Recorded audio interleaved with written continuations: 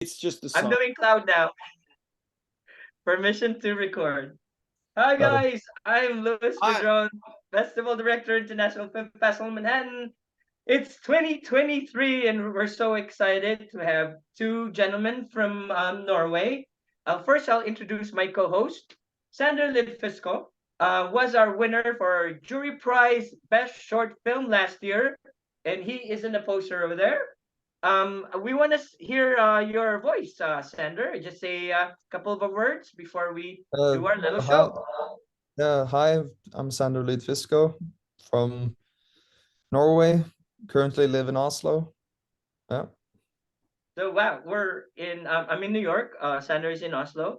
And right now, ladies and gentlemen, our lifetime achievement awardee, Sir Anders Tangen, fantastic. and we are so honored to talk to you about producing, of course. We only have a few minutes, and this will be interesting to filmmakers to hear your voice and to Yeah. tell us about your words of wisdom. I think Sander has a first question for you.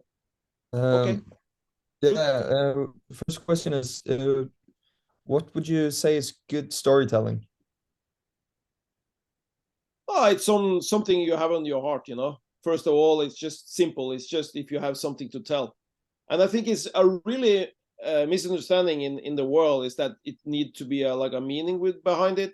Doesn't matter. If you just, if you do like an action film or even you do a Transformers or you do a art movie, it doesn't matter. You need to tell a good story. It's a good story, and that is maybe the most misunderstanding, among the young filmmakers today.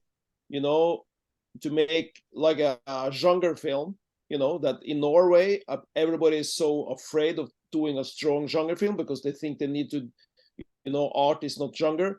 All of this misunderstanding, that is my advice to all of you, doesn't matter, but the story, like you asked me about, should be Yeah. good, and you have to keep, you have to be interested in the characters more than the story, for me, because if the characters is bearing the story, then you have it, and don't listen to anybody, just do what you want. Even you want to do an action film or you do something art, but Uh, I think but a good story today.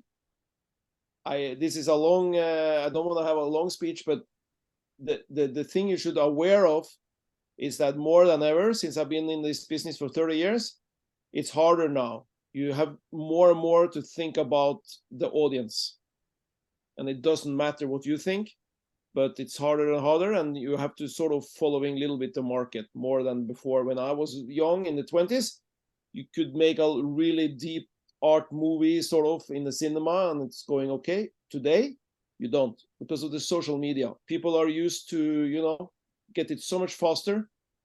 TikTok, Instagram, YouTube, it's changing our business, but for the good. It's a new time. I think it's to be honest with you, I wish I was 20 again, because it's you have everything. When I was growing up, I had to tell the story on film, and we could only produce one film each year because it cost a lot of money. Today, and I will make my point. Today, you can make so many short movies you want, but then the story is more and more important because you can't, you need to concentrate you on the story and make it good, and don't do it fast. Things take time. Sir but Anders. Yeah. Oh yeah, yeah. I was just gonna do a follow up about that. Making it hard or not hard, because you should do something unique with your productions. You shoot your productions in two languages. You do it in Norwegian and in English. Yeah, So is that something hard or something easy, or it expands your market? no, I think because of the social media in these days, things is going really faster than before. You need to put you out there. It's more and more you need to brand yourself. You need to keep going and find new ways to get attention. For us, it was to try to shoot. I came into the TV series really early, 2009 and 2010, and we need to put us out there and don't do remakes. You know, I don't like to sell my original things and then make it again, you know, with somebody else because they have control. So we want to try to make it in English, so we don't need to remaking it. And then we did it with Norsemen, you know, and then I did it with another TV series. It's called One Night for NRK, but we did it also in English. We even changed one of the characters, and we used Miana Burring, who is the main witch in you know, the big Netflix series. I can't remember, you know, this fantasy series. And then we did the same thing with another TV series I did for, it's called Magnus, with trolls and creatures and everything. And internationally, we sell the English version, so much easier. But the market not necessarily want English, because a lot of streamers, they want local strong content.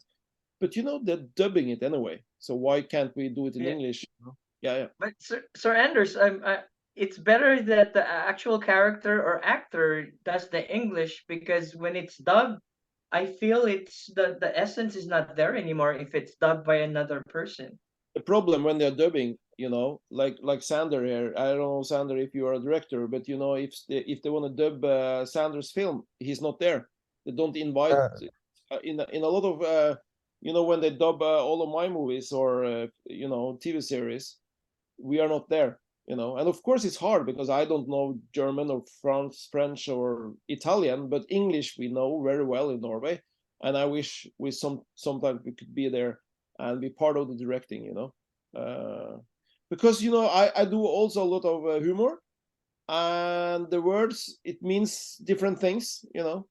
And we even the subtitles, we work so much with the subtitles because sometimes it misses the humor.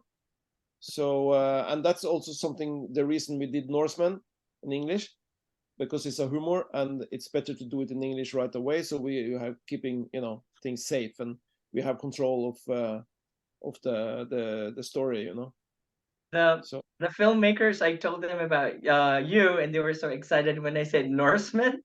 Everybody apparently has seen Norseman here in America. Before I ask you another question, I think Sander has a follow-up question, and sorry for the. Yeah, I was actually going to ask, like, where do you as a person get inspiration for stories? Not you, but like everyone. Where do you get the inspiration to make a good story? I think when I was like 19 or 20, I just wanted to tell stories. I'm just in general interested in the life itself, and I'm really interested in people. I'm a really social guy. You don't need to be. You can go be introvert if you want, if you are. But I'm interested in what's going on between people, why they do things, why they're not doing things, all of this kind of stuff. But I found out really early when I was in the military, because I was in the military for 3 years, running the biggest cinema and TV stations and everything in Norway, back in the Cold War with big budgets. I found out that I was a producer, you know, not a director. I have directed a lot of things and also written things, but for me to writers and directors is coming to me, and they want to tell their stories, and I share their, you know, their passion for the story, and then we do it together, you know. That's my passion, working with really good talents, helping them to tell their stories. That is what matters for me. So I choose to be independent producer. I'm one of the few producers that's not owned by a big company. That will change now, because you can't be so much independent anymore, because it's more complicated now. We don't go into that now, but so I'm just making movies and films and TV series just because I want to tell stories, and I don't want to, you know, anybody to tell me what I want to tell. And I think that is my success, you know, to be passionate. But it's all about in the process, you know. It's how you create things, and in the process, and you know, and never change your goals, but change the process to come to the goal. And that is so important to choose a writer director that you can really work well with, you know, because filmmaking is a lifestyle 24/7, and it's a lot of positive paranoia out there. It's not for everyone, you know, it's hard. It's hard, but so funny. So, you know, it's a hard and a positive way, you know, and you need to be passionate. And nobody, not even your parents or, you know, your relatives and friends that is not in the film, never in the film business, they will never understand. Don't care. Just tell the story, show it, and then they will understand. So it's a little bit of everything, but I think it's back to the question. I think it's you know, what do you want to tell? You know, and you don't need to be a deep story, you know, because I just want to say that because it's so misunderstood. I've been a teacher for many years. I've been teaching, and I'm an associate professor, and I lived in LA for 4 years. It's so much young people today, they think everything should be so deep and deep. It can be deep, but you need to communicate it to people so people understand what you're telling, you know. And yeah, good answer. So Anders, did you notice that your name is inverted? Anders and Sander, Sander and Anders. Yeah, I know. My son is. I have the same name. I put my S and put it on the front, you know. So my son is actually, his name is Sander. So. Oh, really? Cool. From Alexander, you know, everybody say, it's Alexander. No, I don't want it, because if you know, keep going saying Alexander, then it will be Alex, and I don't want that. So Sander is good. Yeah, Sander is a nice name. See, I notice every detail. I notice every detail. So I was gonna ask you. I also noticed, Sir Anders. Yep. You collaborate with a lot of people, and your actors. The actors that you like, you always put in the next show, in the next show, in the next show. And I like that. And even in the film festival, there are a lot of people who come back. If you're a good collaborator and you like each other, I think the collaboration will be good. I guess that's the same thing with your production style. Yeah, I think to be an actor-friendly producer, or, you know, writer, director, I think that's really good. The stories I made through all of my years, it's really food for the actors. You know what I mean. It's the expression. It's something that actors really want, and of course, it's after many years, it's a brand. You know, they know that when I'm coming with a story, it's really in for the actors, and they can, you know, they have a lot of things to play with, and it's the way we are doing it, you know, because I'm really a creative producer, because it's so many ways to do things, you know. But I think that is really important for people, is to be a friend with actors. You will never have problem with actors, only crew. No, I'm kidding. It's just no, but I love working with actors, you know. I wish I could be an actor myself, but it's not my talent. But I think it's so funny, you know, being in the front of the camera and playing, you know, somebody else. It's just yeah. So Anders, Louis Pedron, that's my name, and Sander, we're also actors, so we're available for your movie or your TV series. Yeah. I guess we should do couple more questions before we wrap this up. Sander, how was your experience in New York? And of course, Sir Anders actually filmed a TV series based on a character who lived in New York, who is a New Yorker. So your thoughts about New York, Sander, and of course, Sir Anders, you're experiencing shooting here in New York, and since the name of the film festival is International Film Festival Manhattan. Even lived there for a while. Yeah. My experience of New York, well, it felt like a fantasy, kind of. Like, it felt completely different to everywhere else I've been in Europe and stuff. It's like it doesn't compare to anything, and everything seems kind of not real. That's my experience. But it was also, yeah, fun. I wish I had a couple of more days when I was there. But yeah, and you made Lilyhammer, Anders. Yeah, we have, you know, I really love, you know, I have a really close relationship to New York, because not so many knows, but in '92, when I came to New York the first time, because I went for a college, upstate New York. It's called New Paltz. It's close to Poughkeepsie. Yeah. So I went to the SUNY, right? yeah, Sunny. I went there one semester because at the time in '92 when it's actually the year Clinton get elected. It was not a film school in Norway, so I needed to go to. I always dragged me to America and Canada, so I wanted to go to school there, but my English sucks, so I needed especially the writing. So I took one semester up in New Paltz, fantastic little city. And I went into the ANSA, the student organization, and I told them, what is the ugliest brochure you have? Because I was sure nobody will pick a school when it was an ugly brochure, because I didn't want to have any Scandinavians there, because I want to learn English. So I went to, so from '92, I've been there so many times in New York. And of course, when I came back and I was shooting Lilyhammer, 2 seasons there, the first time I even stayed there for 1.5 months, and because we were shooting 6-7 days and we had to prep there and everything. And also with Steven, it's cheaper to keep him in New York and take the post-production in New York. And he was also directing episode 8 of season 3. So, I lived a while in New York, and you asked me about, telling these weird stories, but being with Steven, it means that, Anders, just take a nice shirt. We have to meet some people in Monroe outside in New Jersey, because I have some charity. I have to talk to some people.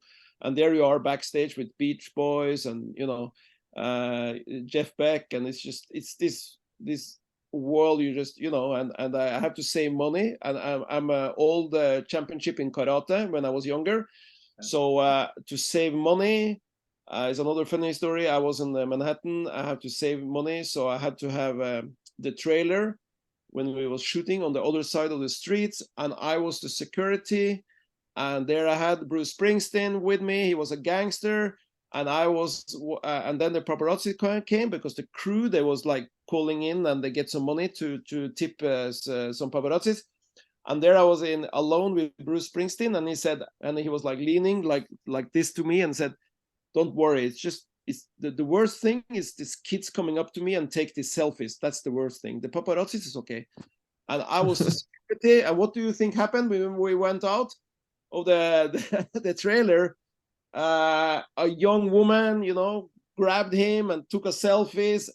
And I was so scared. And he looked at me and he like blinked, like he was the boss. And I was like, what did I tell you? And I was sick. I never, all of my production since then, I use tons of money on security if I have big stars, But it's a funny story, It's just, yeah. So, but Bruce Springsteen was a gangster for season 3, I think. Yeah. Oh, really? Yeah.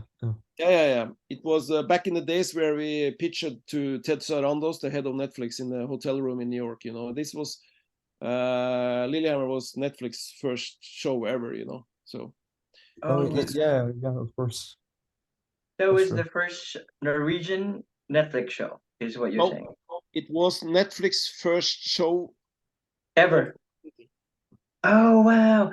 I hope you don't mind. I've always told people that I still have dreams of becoming part of Netflix, or at least as simple as this question. A lot of us filmmakers still want to pitch to Netflix. In the Philippines, they get absorbed. The production gets absorbed because it's the biggest and it's high budget and stuff. But us who are simple human beings, how do you even talk to Netflix? How do you even pitch to them? Do they even talk to small people like us? First of all, I don't think you should look at your small, because all of my biggest hits, it's been with non-experienced people. Big TV companies, they are forgotten that, it's not, doesn't matter. I mean, Sander here can do his first TV series and make that, it could be his best TV series ever. No, but I mean it. Vikingarna, the Norsemen, they have almost never been on a set. They've never done anything in TV. But They are the biggest commercial radio writers, directors in Norway. So they are used to work with comedy, making jokes, and being with actors in the studio. Doesn't matter. Just put a good crew around them, and that's fine, you know. So back to the Netflix. It's more complicated now because back in the days when I was starting with Netflix, there was a young organization, not so many people. Now they have offices all over the place, and you need a producer. It's hard for a writer director to go in and just pitch to Netflix. It depends. I mean, of course, if you are a big director or a writer, you can maybe, you know, it's all about connections. But in these days, for Netflix, it's an American company, so the way of running the administration is as much as important, like to make the story good. You know what I mean? It's just the way you need to produce it. It needs an organization, because the administration, the delivery of reports, the accounting, the money, you know, everything, it's a lot. So you can't be a small company, you know, you need to have an organization, people who help you with that. And also the pitching and everything, you have to follow some spec, you know, rules that Netflix are having, you know. So you need to know what Netflix needs from you, you know. And also it's more complicated in general, you know. It's not only Netflix, this is for every company. It's that in TV series especially, it's you need to know what the networks wants. Let's say if I go to NRK, who is the public broadcaster who produce a lot of TV series, if I'm coming to them with a war drama, you know, from the Second World War, and you get turned down, it's not necessarily because it's bad, but they have two other ones and they're not going to have three. When I moved to LA, I had a big Norwegian show, and HBO, they loved it. They almost want to do it, but then they saw all the Norwegian episodes. They found out it was too alike the divorce. If you remember the New York TV series which came in, I think that this was back in 2016. So it's too similar to something else they have. You know, and there's so many people, they are so sad. Oh, we get rejected. No. It doesn't mean that your project is bad. It's just it's too much alike something else, you know. So I mean, I mean, Netflix is not making two Game of Thrones, you know. It's just so if you have a love story, you know, like I did Home for Christmas, same thing, you know. They don't want a lot of Christmas shows, you know. They want several, you know, because they want to use money on different topics and, you know, content. Yeah. So Anders, I just have a follow-up with that. Netflix produces the same show in another country. Like Home for Christmas is done in Italian, I think. Yeah, I think they remaked it here. There. Right. But is that something that other productions do, or is just Netflix is the only one that does that? Because even Call My Agent, the French, is now being done in Philippines, and it was done in India. The same exact script. Yeah. What you do when you make something, let's say it's the original, you know, let's say you have the English, The Office. Everybody knows The Office. Correct, yes. And then the American want to do their own Office. So they are buying the rights to make it again. Oh, you can sell the rep. Yeah. So you are like a selling, book. it's called remake rights. So you are selling the rights to make it one more time in your country, you know. That's it. That is what you call remakes. So that I didn't want with Norsemen. I just want to make it in English right away, you know. So remake is just part of the business, you know, and everybody get a little bit money, and sometimes you are part of the production, or, you know, they can even buy the scripts, or they can make something else. It's like Idol. you know, all American of these Idol. non-scripted shows. It's a little bit the same, you know. You are selling the format, and it's funny because I wanted to mention the Office because a lot of people like the American version better than the English one, you know. So it's funny, you know. And the House of Card, it's a show from Israel, you know. So it's a lot of shows that, you know, original from another country, and people don't know that, you know. Ugly Betty, who's made for many seasons, it's a Brazilian show. So they're like selling the rights to make it again, and you get some money for it, you know. Yeah. Of course, if you sell to the Americans, they want world rights. But if you sell to the Italians, you know, maybe they just allow you to show it in Italia. It depends on the deal you do with them, you know. Yeah. But the same thing happened with like Scum. Yeah, Scam is same thing. This is normal. You always sell your rights, and it's hard to get made, but for a lot of shows, they are just making it again, you know. And yeah. Sander, do you have any final questions so we can wrap up right now? And if you have final words also to invite them to the film festival. I know you guys are doing the promos remotely, but we're gonna be worldwide because we will have an online version of it of the International Film Festival in Manhattan as well, which I will give the details again later. Sander, any final question or final words?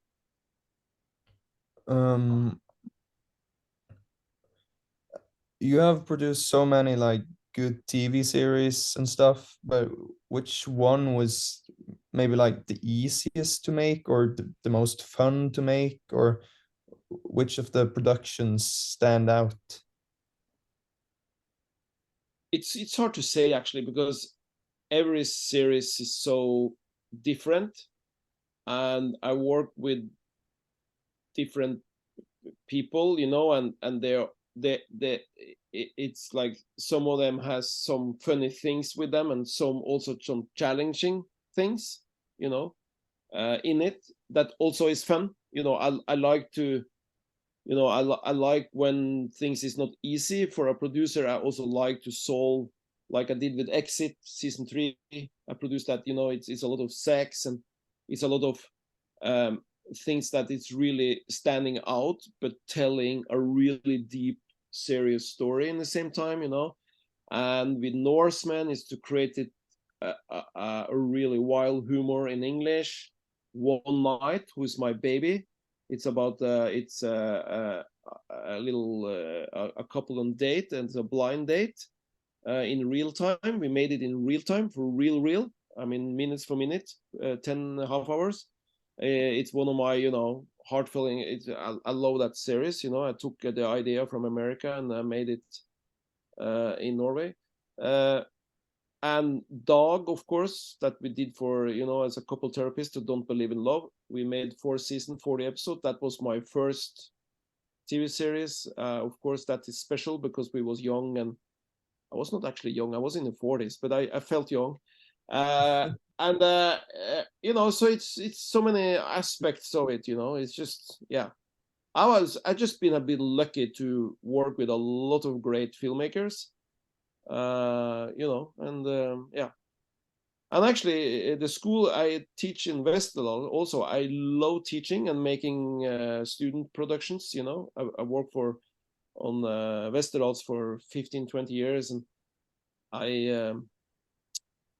I'm learning so much from young filmmakers. You know, hopefully they learn something from me. But I really, you know, it's all about the interaction with each other, who makes it fun. You know, and because it's hard work, so you should have fun. You know. So so I don't really have any baby. The only thing is One Night. It's a drama I like very much, because we did things there that it was really challenging, and it was a success. So yeah. And I was also supposed to ask you about pitching to producers and stuff. Do you have any? Everybody's so afraid of pitching. I mean, pitching is it's something you do every day. I mean, if you pitch the dinner to your girlfriend tomorrow, you know, she's saying, oh, what should we have to dinner? Yeah, I think we should have spaghetti today. Yeah, yeah. And you have to pitch in the dinner, you know what I mean? If you have kids, you have to, every day you are pitching in why you should do your homework or not, or it's just, think about it like it's something you do every day to convince somebody that your opinion is the best, you know, in the world, and do it simple, because a lot of people, they're telling too much. In US especially, you get invited, especially let's say a normal pitch, it's like 30 minutes, but the pitch shouldn't be longer than 15 minutes. You wanted them to have so many questions, you know, be so much involved that they have a lot of questions. That is, you know, it's so many ways to pitch, but I like if your, you know, engagement, if you're, you know, passionate for the story comes through, and they are really also getting them passionate about it, and they have a lot of questions, then you get a little discussion. That is what I like. It's going over from like your monologue into have a discussion around the story and how we want to do it and blah blah blah, you know. And the tagline is so important. You know, when I made Dog, what is it about? It's a couple therapists who don't believe in love, you know. That's it. When you did One Night, it's like a blind date in real time. Okay, it's just you need to do it so simple in the beginning, so before people are even starting writing, make the tagline. What is your film or TV series or short film or whatever you're making, even commercial, what, tell it with one sentences or two or three, or you know what I mean? Because if you can't, you will go wild, because then in the pitch you will talk about everything and nobody understand anything, and they and the produce, you know, the executives in the room, they see that you haven't been thinking it through, you know. So do it like simple, you know. And Simple. also and also not so much in Norway, but when you pitch in bigger countries, who do you pitch to in the room? This is so important. And Louis, you talked about, you know, how going into pitch for Netflix. Let's say you're coming into the room. Are you actually pitching to the main executive who take the decisions, or junior executives, or even, you know what I mean? Because if you pitch to somebody who is not the boss, if they like the story, they are pitching it to their executive. So you are pitching, then you are sort of creating something to them, so it's more easy for them to pitch to the person in the channel who can take the decision. You know, you understand what I mean?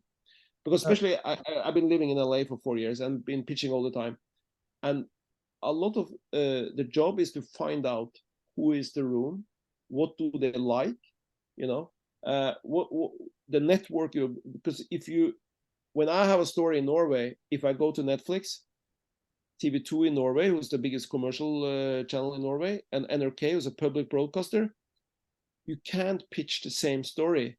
You need to change the pitch, because Netflix wanted global, you know, maybe. TV2 is a commercial channel. They want, you know, people to watch because they want to earn money on commercial.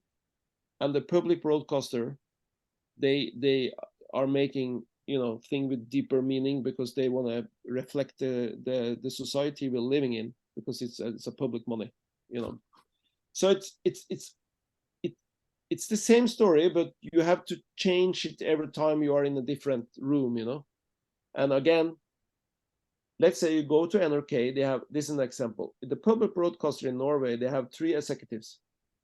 So when you are pitching to one of them, or maybe 2 in the room, they have to pitch it to the head of drama, and the head of drama has to pitch to the head of the TV. And if it's longer than, I think, 40 minutes or something, the head of TV have to pitch to the head of the whole NRK, you know what I mean? So it's like 4 different Stages. Stages, and sometimes you get a little paranoid, because if you go to Netflix, you know, even Disney, you know, you go to the Scandinavia, boss of Scandinavia, and they are going to the boss in England, and England has to go to America. You know, it's just it's so the biggest challenge is that, in my opinion, today, that's the reason they are saving all the time to go with big writers, big directors, because it's safer to pitch up in the system, you know. And there is what everybody is doing it wrong. And read the book about Steven Spielberg on the beach doing Jaws, you know, High Summer, you know, the Jaws, when he was 27, you know. They're you know, it's so important for the networks to, you know, this is a little political, but they it's so much more easier to go to a big company, big writer, big, you know, director, big producer, but taken so wrong. It's So young. Yeah, but if you look at Lucas, you know, when he was young, he made Star Wars. Steven Spielberg, you know, Scorsese, all of the big, you know, they made their best films when I was in their 20s, in the 30s, you know. yeah, And it's actually cheaper for the that's channels good to hear. because you don't need to. No, but I mean, it's just I don't say you shouldn't go for big writers and big directors. You know, even me that have been producing a lot, but I think it's so important to in these days that, you know, we really had a crack in the market, and everything is really hard for everyone now, and then, you know, make it cheaper and go with younger people and try to, because they're used to do it cheaper, you know. But this is a big issue, you know. We left the pitching thing, but back to the pitching, it's just do it simple, and you don't need to. And here's the thing: when you're making a trailer, like a filmmaker, I've been in so many situations when you're making a poster for your movie and the trailer, you want to be so arty. You want it to, oh no, I need that scene in the trailer. I need that one, you know, and the same thing in the pitch. I need to talk about that. I need to talk about that. That is so important for me. No. The pitch is just to get the money. The poster, that this is the, it's so wrong in the I did it for many times myself. You're making an art poster that nobody want to see. You should make a poster so people are buying, you know, $15 to see your movie. Same thing with the trailer, you know. You are making a trailer so people want to buy the tickets or watching your TV series on the streamer. That's it. And then you can tell your story, you know. And it's the same thing with the pitch. The pitch is to try to convince somebody to pay to actually make your movie or TV series, you know. And you don't need to tell about everything, you know, but it's the essence of the story, you know. And it's so many times, yeah, what is it really about? No, I don't know. It's about a little bit about that and a little bit about that, and that's the hard thing today. Back to the when we started this conversation. If you are on TikTok every day and Instagram, you don't have time. You need to, that's the storytelling today. It should be much faster, you know. And don't be so much about what you actually want to tell here. No, I mean, no, it's just a format. You can still tell whatever you want, but the format is more important now. The way of telling. You can still have one scene for 10 minutes, but it's how do you build up that emotion? You know, because it's everything what we build. Nobody understands this. You know, I have some. I'm speaking to the leaders in other, part of the society.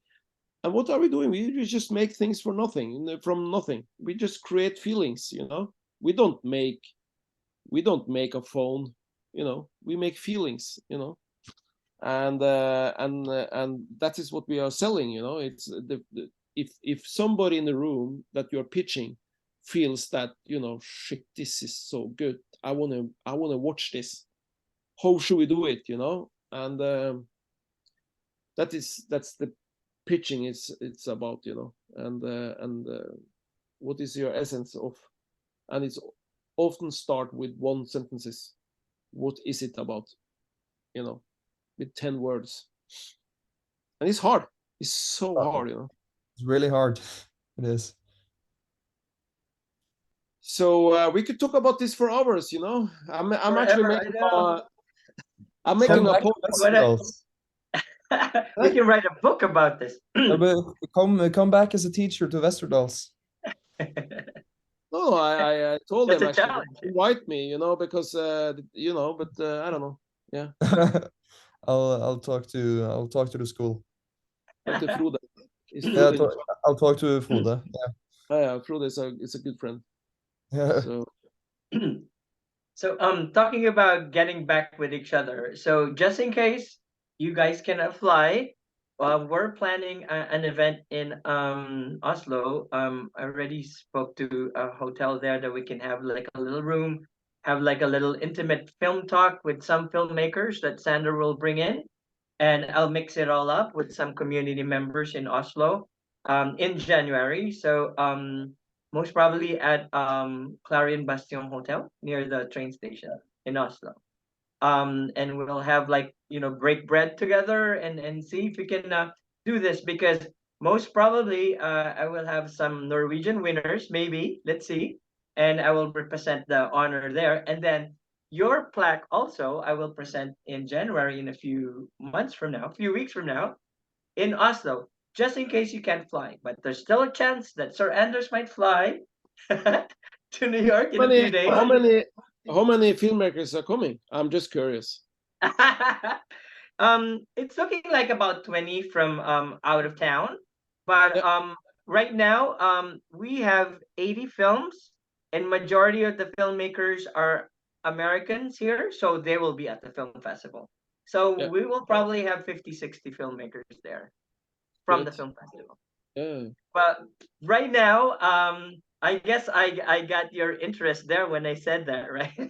You said make it simple, make the pitch a few sentences, and maybe you're interested to fly. But right now, I guess we should do a wrap up. Again, my name is Luis Pedron. I want to reiterate to you that the film festival will be happening live October 12 to 15. We will have on Thursday, October 12th, we will do a simple get together at Look Cinemas. And we are planning to do a film contest wherein we're going to film a commercial or 90-second reel on Instagram or Facebook about the movie house, so we can entice people to come to the Saturday, Sunday screening. On Friday, we're doing the awards night at the Philippine Center, 556 Fifth Avenue, New York City. That's happening on Friday, the awards night. And on Saturday and Sunday, we will be having screenings from 12 to 10. And suggested by Sander, we should always have networking every night. So 10 to 12 will be networking session at the bar within the movie house. And the same thing on Sunday will be 3 to 10. And as again, suggested by Sander, there should be a networking part. But Sander will be happy with this. Both tail ends of the Saturday, Sunday are film talk panels of filmmakers that will be attending. So I followed his suggestion, and I was hoping Sir Anders will be there.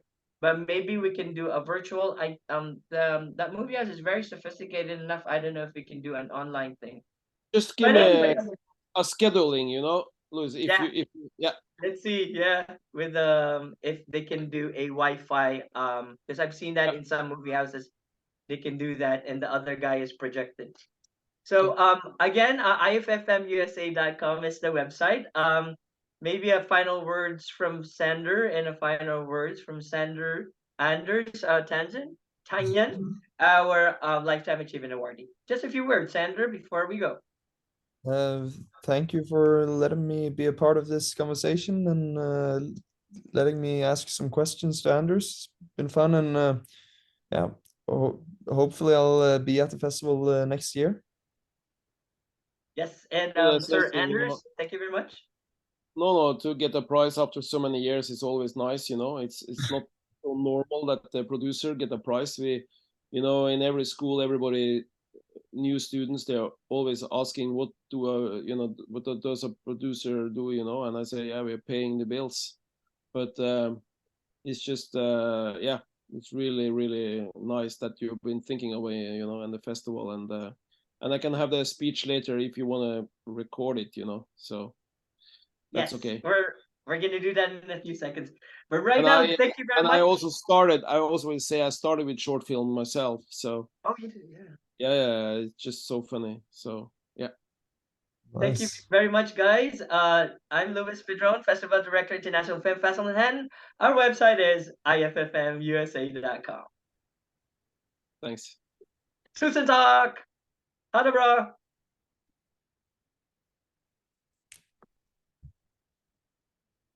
So, how do I end the recording? I don't know. Stop the recording. Okay. So, I need to,